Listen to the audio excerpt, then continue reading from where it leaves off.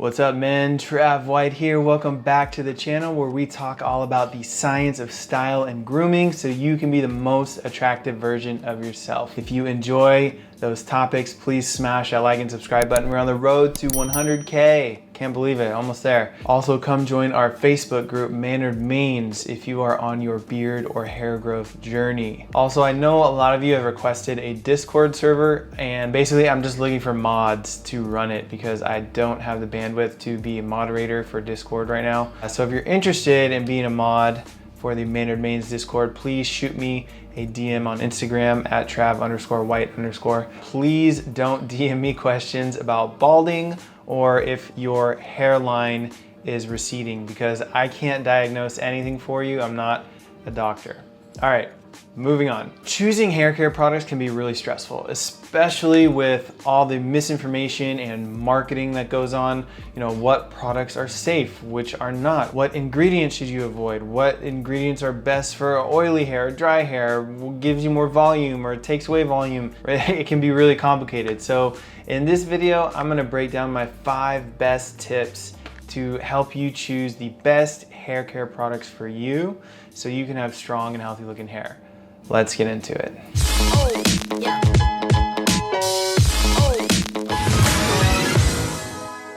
So before you can make any decisions, my first tip is that you have to know what your hair type is. I've said this in pretty much every single video I've created on picking hair care products, but I'm gonna keep saying it because until you have that information, you're basically shopping blindly for products, right? If you're going to buy a car, you know, you're not gonna walk onto the lot with a blindfold on and pick whatever car you run into first, right? No, you're gonna have a budget, you're gonna have an aesthetic preference, you're gonna have a performance preference. It's the exact same with your hair, right? When you're picking hair care products, your hair type is going to help you filter through all the choices and narrow it down to the best one for you.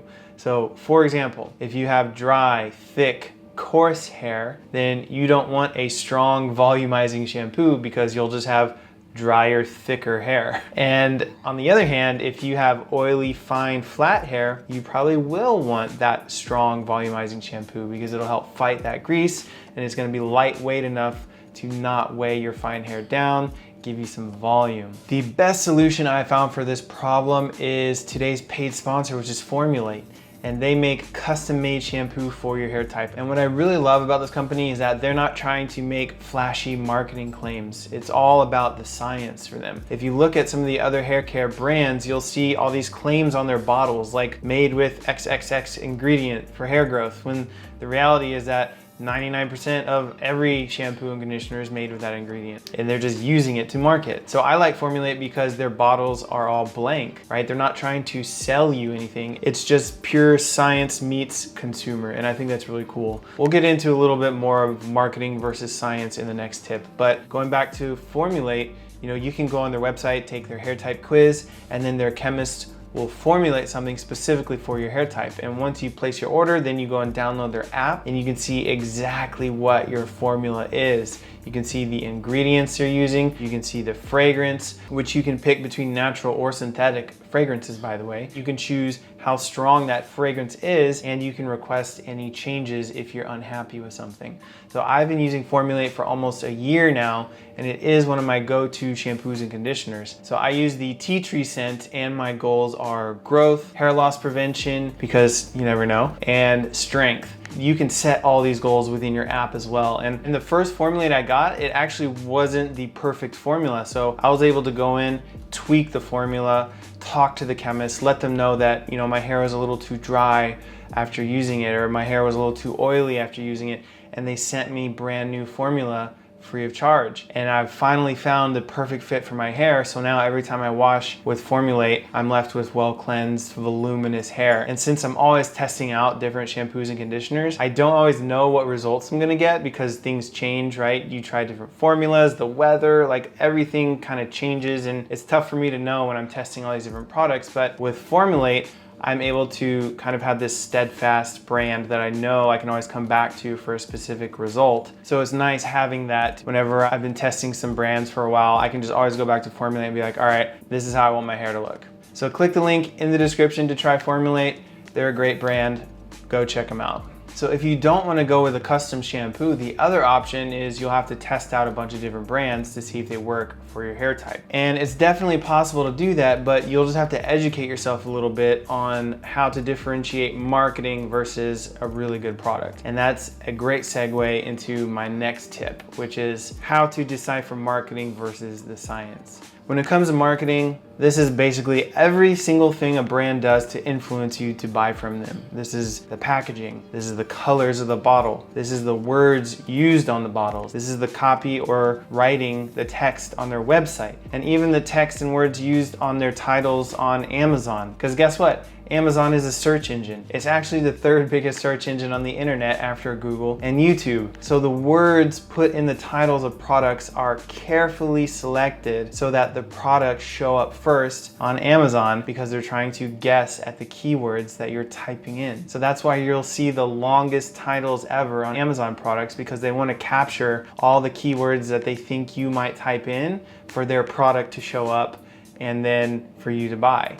Now, this doesn't necessarily mean a brand is lying, but it just means that the claims might not really mean anything significant over another brand's claims. You know, for example, if a conditioner says something like strengthen and restores with shea butter, it's like, okay, well, most brands incorporate shea butter into their products. It's not really anything to stand out. This one just puts the ingredient on the front to get you to buy the product. There's like this new hair era of ingredients-based marketing because people are so ingredient conscious nowadays when shopping that brands will just shove buzzwords of ingredients onto the labels to get you to buy their product. Another example is one of the trendiest ingredients to put in shampoos and conditioners, and that is rice water. And the claim you'll see on the bottle is that, you know, it's made with rice water and it strengthens and increases the elasticity of hair. And they're probably referring to this study done by Spring 8, which shows that inositol, which is an ingredient within rice, reduced friction and helped improve elasticity on hair.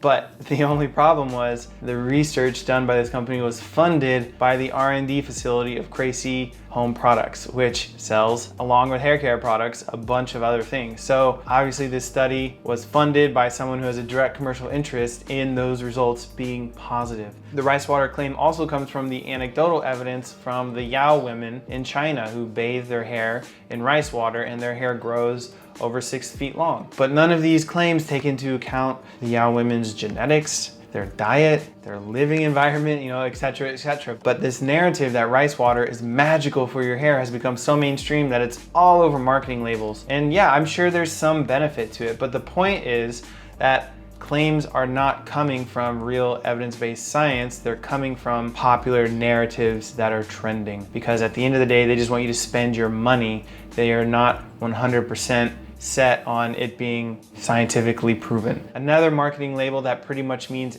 absolutely nothing is derived from all natural ingredients. This is basically an effort to make a product sound more natural or more organic. But what's funny is that everything in science is derived from all natural ingredients, natural or synthetic, right? We take natural ingredients and we combine them in methods not found in nature, which is to say we synthesize these natural ingredients and it becomes a synthetic compound, right? Synthetic doesn't necessarily mean not natural, it means using chemical or biochemical synthesis. That is to say, methods not found in nature to create a new compound that doesn't occur naturally. So synthetic chemicals are in fact made from natural ingredients, i.e. naturally derived. So if something says derived from natural ingredients, it's probably posing to sound organic when it's not organic. So to give you a very specific example, they will usually refer to cocamidopropylbutane, because it's derived from coconuts. So they put derived from coconuts on the label to make it sound better. But cocamidopropylbutane is an amphoteric surfactant made by deriving compounds from coconut oil and mixing it with dimethylaminopropylamine. I think I said that right, dimethylaminopropylamine. This is put into shampoos to be a milder co-surfactant, which can reduce the power of a stronger anionic surfactant like a sulfate or a sulfonate. It's also used as a foaming or a thickening agent. It can also be used to balance out a formula because amphoteric means that it can change charges from positive to negative based on the pH level of the shampoo. So yeah, a lot of chemistry went into this ingredient derived from coconuts. So saying that this amphoteric surfactant is derived from natural ingredients is solely the brand trying to make their product sound organic, which it's as close to lying about being all natural as you can get. But by the way, just because you have an amphoteric surfactant in it does not make it bad. In fact, amphoteric surfactants can be really beneficial and they can actually be really helpful.